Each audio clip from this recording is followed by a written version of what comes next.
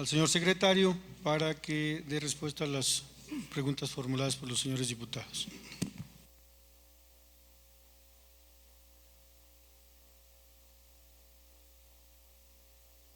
Señor presidente, bien, le comentaría al señor diputado Javier Calzada que ahora con la renuncia del ministro Medina Mora, que por cierto fue uno de los dos que votaron en contra, de hecho la manera de defender, de votar en contra, nos llamó la atención.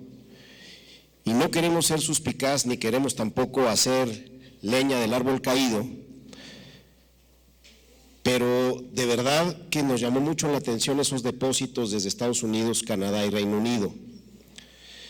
Entonces, bueno, pues nosotros no quisimos pensar mal, pero de verdad que el hecho de que ya no esté ese ministro lo pone todavía en una condición más favorable el impuesto, en términos de su viabilidad.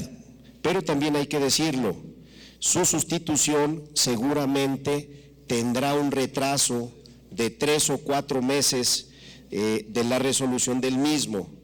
Hoy estamos en un estatus jurídico de engrosamiento para luego venir a definir ya los amparos. Nosotros habíamos estimado que sería entre diciembre y enero del próximo año. Sin embargo, con este retraso que se da por la renuncia del ministro Medina Mora, estimamos que será entre marzo y abril del próximo año cuando finalmente ya podamos iniciar con el cobro del impuesto. Hay que recordar que el impuesto está cuantificado en 1,230 millones para 17, 18 y 19, pero está vigente desde 17, es decir, tendríamos que acumular los años de 17, 18, 19 y eventualmente el año 2020.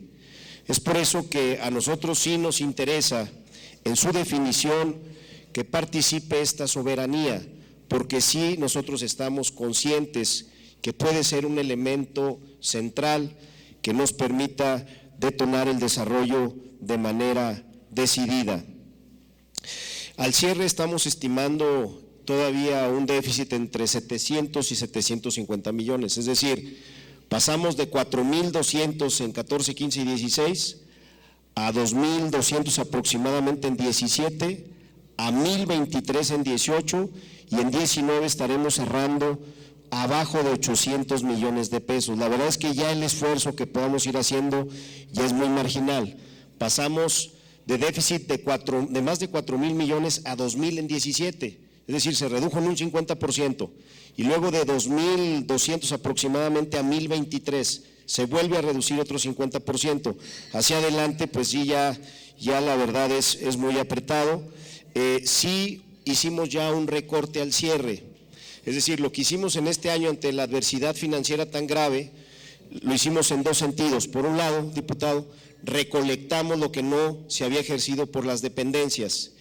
Eso fue de enero a agosto, y de septiembre a diciembre hicimos un recorte directo a los presupuestos, sobre todo de capítulo 4,000, en el ánimo precisamente de cerrar con el menor déficit el cierre del ejercicio. La propuesta de autoseguro, nos parece muy buena. El hecho de que pudieran contar con un chip los vehículos que no acreditan la legal estancia en el país. Nosotros en 2017, si mal no recuerdo, quisimos hacer un programa obligatorio donde dotábamos de un engomado y de una identificación, un programa de seguridad pública absolutamente, pero recuerdo que nos visitó un administrador general de comercio exterior, un almirante, y quiero decirlo con todas sus letras, nos amenazó que si nosotros hacíamos ese programa violentábamos el convenio de adhesión al Sistema Nacional de Coordinación Fiscal y eventualmente dejaríamos de recibir participaciones federales. Lo dejamos y entonces se hizo un esfuerzo por parte de la Secretaría de Seguridad Pública, pero no en la dimensión que usted lo propone. Me parece sumamente bueno el programa. Platicaré con el maestro Cambero, secretario de Seguridad Pública, para ver si a la brevedad podemos articular algo en ese sentido. En lo que señala usted del reporte al segundo semestre del tema que tiene que ver con prevención del delito, esta información se encuentra en el análisis ya de transversalidad y aparece en el avance de gestión de la cuenta pública presentado en tiempo y forma. Sin embargo, con mucho gusto se lo articulamos y se lo volvemos a hacer llegar. Me parece que también es acertada su visión de la política social del presidente. Lo que nosotros estamos observando es que se está rompiendo el ciclo económico, porque esos miles de millones de pesos que hoy se invierten en programas sociales no generan impuestos.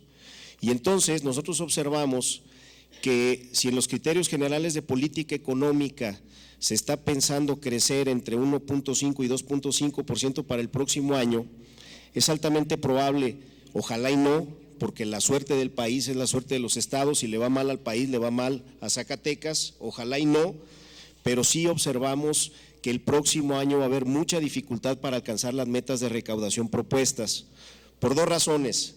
La primera, el Banco Mundial, los organismos internacionales prevén que el país no va a crecer más allá del 1% en un escenario muy optimista. Para que el país pueda tener esas metas de recaudación tan ambiciosas, necesita forzosamente crecer entre el 1,5 y el 2%. Pero además, estamos nosotros observando que se plantea una plataforma de producción de petróleo de casi 2 millones de barriles diarios, que en la condición actual también observamos será muy difícil se logre, ojalá y se logre, de no, nuevamente se activarían los fondos de estabilización. El día de mañana traemos una propuesta concreta dentro de varias, aprovechando, utilizar en el buen sentido de la palabra, la gran representación que tiene Zacatecas en ambas cámaras. Y un elemento central es que no debemos de permitir que pase la reforma a la Ley de Ingresos de la Federación que nos quite el fondo minero. Como viene la propuesta es que se elimine para los estados y municipios que tienen actividad minera y se repartan entre todo el país para temas educativos. Nos parece injusto y nos parece otra vez que existiría una gran inequidad en la distribución de la riqueza del país, del gasto público, donde nuevamente afectarían a Zacatecas. Nosotros dentro de la propuesta, diputado, ya lo anoté, me parece muy conveniente que si hay o se advierte que existe corrupción en la contratación, en la ejecución de las obras, etcétera, que sea el gobierno nacional quien las ejecute y con eso quitaríamos esa posibilidad. Dentro de la propuesta que presentaremos el día de mañana, la llevamos y con mucho gusto la abordamos. Al diputado Eduardo Rodríguez le comentaría que es real que en términos reales Zacatecas recibirá menos recursos. Si lo vemos a precios corrientes, pues un poco lo que decía el diputado Omar, sí se observa como que tuviéramos algo adicional. La verdad es que nunca, cuando menos en las últimas 2 décadas, habíamos observado que de saque en términos reales tuviéramos una disminución de recursos. Es real que si se aprueba el proyecto de presupuesto de egresos para el próximo año como se planteó, tendríamos una disminución de poquito más de 1,500 millones de pesos en ramo 33, en ramo 28 y la parte más fuerte, en los recursos federales que ejercen directamente lo que antes se denominaban delegaciones federales, ahora representaciones. Tenemos caídas muy graves en campo, en los recursos que maneja la Secretaría de Comunicaciones y Transportes, entre otros. Y bueno, le agregaríamos, de prevalecer la reforma a la Ley de Ingresos de la Federación, los 700 millones de que hoy dispone el Estado de Zacatecas en el fondo minero. A la diputada Emma Lisset le comentaría que los recortes presupuestales en realidad no han beneficiado a nadie porque seguimos operando con déficit. Entonces todo este recorte presupuestal se va directo hacia el cierre, tratando de disminuir el déficit presupuestal. Nosotros consideramos que de darse el impuesto ecológico por primera ocasión en muchos años, el Estado estaría ya trabajando con superávit o al menos con estabilidad financiera y presupuestal. A la diputada Susana Rodríguez le comento que efectivamente la Ley de Disciplina Financiera nos prohíbe hacer ampliaciones presupuestales si no contamos con ingresos adicionales. Esa ha sido la dinámica de trabajo. Cuando se han hecho alguna ampliación de algún recurso, de algún programa, lo que hemos hecho es disminuir otros programas casi siempre de la misma dependencia y en ese sentido no generar una distorsión. Hay que recordar que la Auditoría Superior de la Federación no solo nos revisa la aplicación del recurso público, nos revisa también el cumplimiento de la Ley de Disciplina Financiera. Por cierto, hoy el Poder Legislativo de Zacatecas está sujeto a esa primera revisión del cumplimiento de la Ley de Disciplina Financiera Federal, pero tenemos ya noticias que el próximo año vienen a revisar ahora sí todos, para que bueno, pues ustedes nada más conozcan la información y tomen las medidas que ustedes consideren oportunas. Si es posible la federación del gasto, absolutamente. Miren, nosotros le hemos insistido mucho al secretario Moctezuma, al propio Rafa Flores, donde le hemos dicho que el primer estado debiera de ser Zacatecas. Hoy pretenden que sea Michoacán. Michoacán en la transición FAE-FONE de 2014 a 2015 ganó muchos miles de millones de pesos de un año a otro. ¿Qué significa eso? Que Michoacán se puso listo, muy listo, y prácticamente todo su esquema estatal de la educación lo metió al FONE, completito. Si hoy Michoacán, y lo digo con toda responsabilidad, trae un problema de 17, 20 mil millones de pesos, quiere decir que continuaron con la fiesta. Entonces, aquí, y yo quiero señalar, me parece que ha sido verdaderamente inequitativo la distribución del gasto público, lo que se ha venido dando, esta transición FAE-FONE, que además coincido con la diputada Ida, los menos culpables son los maestros. Fue un lamentable descuido que tuvo Zacatecas y que hoy nos tiene de rodillas, porque si hubiéramos federalizado en 2014, hubiéramos liberado 3,600 millones que vale la nómina educativa o que valía en 2016, imagínense ustedes en 17, 18 y 19 hubiéramos tenido más de 10,000 millones de pesos para atender aguas potables, alcantarillados, electrificación, pavimentación, en fin, todas las necesidades tan graves que tiene el Estado. Por eso una y otra vez lo hemos venido señalando, este lamentable suceso tiene hoy a Zacatecas en una condición terrible. Hemos dicho, Zacatecas ha hecho el esfuerzo y en consecuencia debiera de ser el primer estado en entrarle a la federalización. En caso de que no se dé, diputada, también queremos decirle, el día de mañana, otro de los temas que abordamos con los diputados y ya de manera muy precisa, con todo el análisis técnico de lo que ha sucedido en los últimos 30 años en materia educativa y donde se observa el maltrato del gobierno nacional a Zacatecas, porque no es, hay que decirlo también, producto de esta administración, es un tema que viene a lo largo del tiempo. De no darse el proceso de federalización de manera concreta, trataremos de que Zacatecas entre por primera ocasión al Fondo de Compensación de los estados con mayor afectación en la transición FAE-FONE.